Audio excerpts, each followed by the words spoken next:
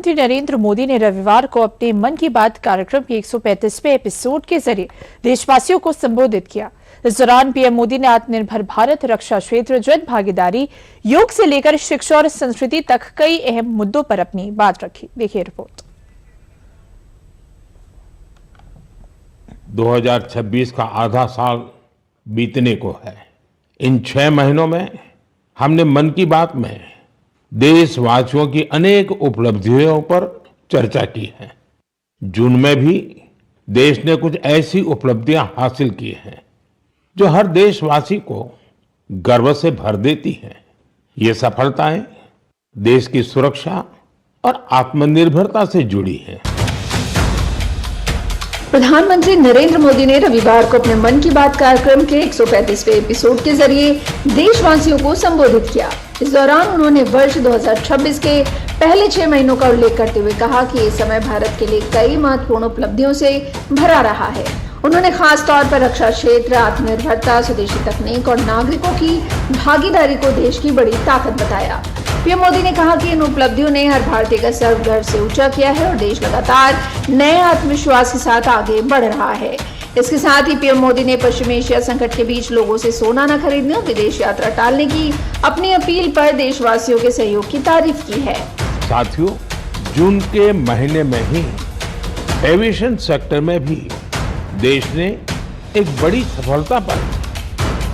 C295 ये विमान made in India और C295 विमान ने अपनी पहली उड़ान पूरी की है और ऐसे 40 विमान भारत में ही बनाए जा रहे हैं।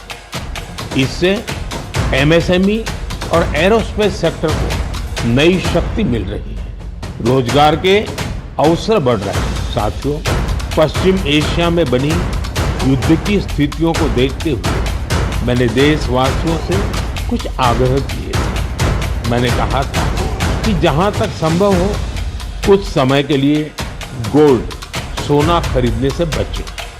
लोगों से कहा था कि विदेश में छुट्टियां मनाने से बचें। साथियों, मैं देश के हर नागरिक का आभारी हूं कि मेरी अपील का उन्होंने न सिर्फ समर्थन किया बल्कि हर तरफ से उसमें अपना सहयोग कर रहे हैं। मन की बात में पीएम मोदी ने और किन किन मुद्दों पर देशवासियों को संबोधित किया, ये जानते हैं मन की बात की 10 बड़ी बातों के बारे में। भारत समुद्र से लेकर आसमान तक सुरक्षित। देश में 40 से ज्यादा C295 विमान बनाए जा रहे हैं।